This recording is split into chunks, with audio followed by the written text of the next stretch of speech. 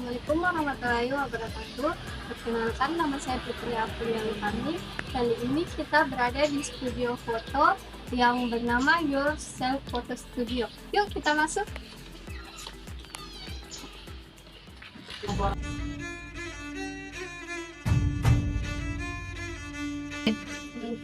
Dimulai dari pertanyaan pertama, bisnis apa yang sekarang kakak jalani? Bisnisnya itu betul di bidang fotografi.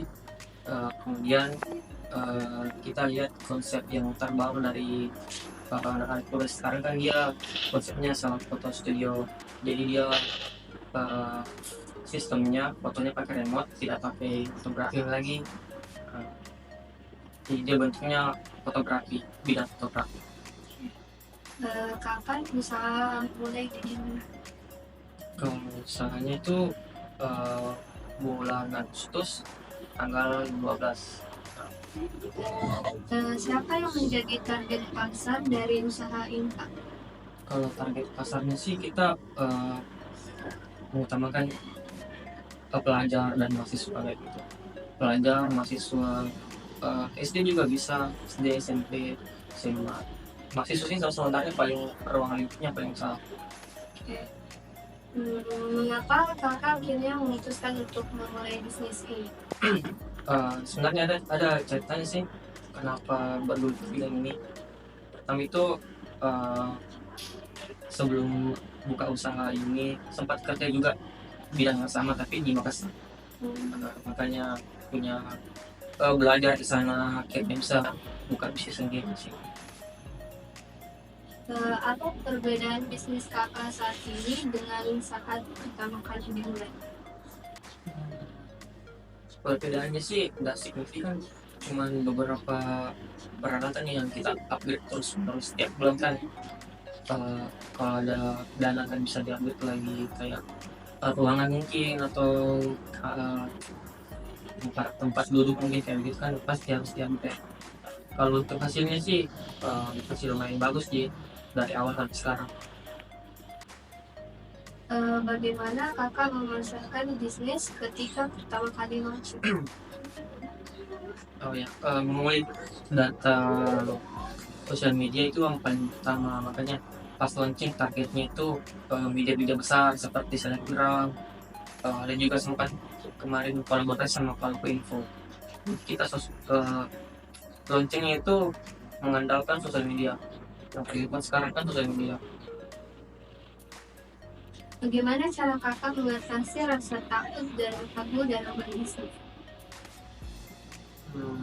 Setiap bisnis pasti punya rasa seperti itu kan. Cuman ya yang penting apa ya, penting jangan selalu punya mindset yang kayak takut kayak gitu kan. Soalnya kan hidup kayak pebisnis begini kan, kalau misalnya di jalur trek yang bagus dasar rumahnya juga bagus, kalau di trek yang buruk itu dasar rumahnya juga buruk. Makanya kalau tetap itu sih kan. Apa bagian paling sulit menjadi seorang wirausaha? Tetap solid ya, paling bagian ide sih, ide konsep apa yang akan dilakukan pada minggu ini kemudian. Kalau bagian favoritnya, Pak? Bagian favoritnya ya bagian kan. Siapa panutan terbesar kakak?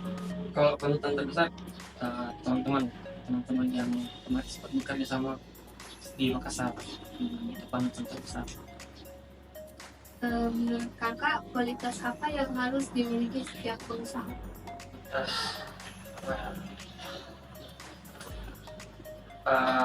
punya mindset yang bagus, punya ide-ide atau planning tentang studionya atau tentang bisnisnya kan, itu penting.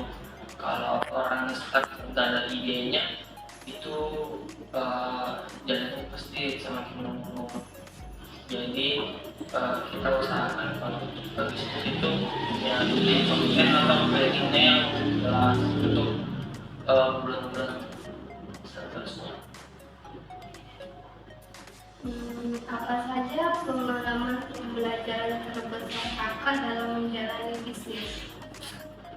Kalau dibilang pembelajaran sih sebetulnya bisnis pertama kan, bisnis pertama ya kayaknya nggak langsung bisa besar gitu kan, masih butuh proses. Jadi pengalaman terbesarnya itu ya di prosesnya sih, terus membangun proses menstabilkan keuangan juga kan penting, menstabilkan juga hasil juga yang harus upgrade.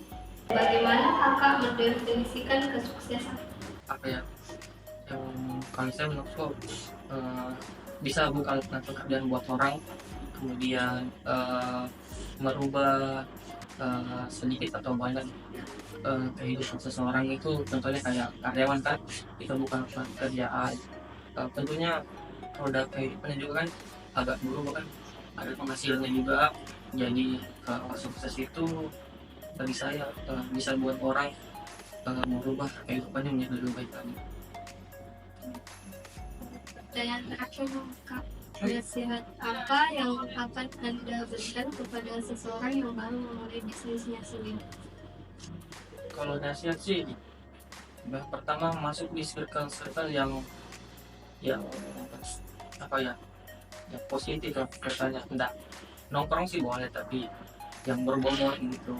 Kalau mau punya plan bisnis juga harus mengutamakan ide. Paling penting sih ide konsep tentang apa dampak buruknya, apa juga keuntungannya. Dan tidak selalu tentang uang kan. Tentang bisnis kan pasti dia pikir mungkin bisa dapat uang, tapi tidak selamanya juga hal-hal tersebut yang menjadi acuan. Namanya pebisnis kan pasti ada up dan down tetap. Jadi tetap semangat. Kalau misalnya ada yang baru mulai belajar, memang dari awal, tidak langsung pada saat mau mulai itu baru belajar, harus belajar yang dari awal.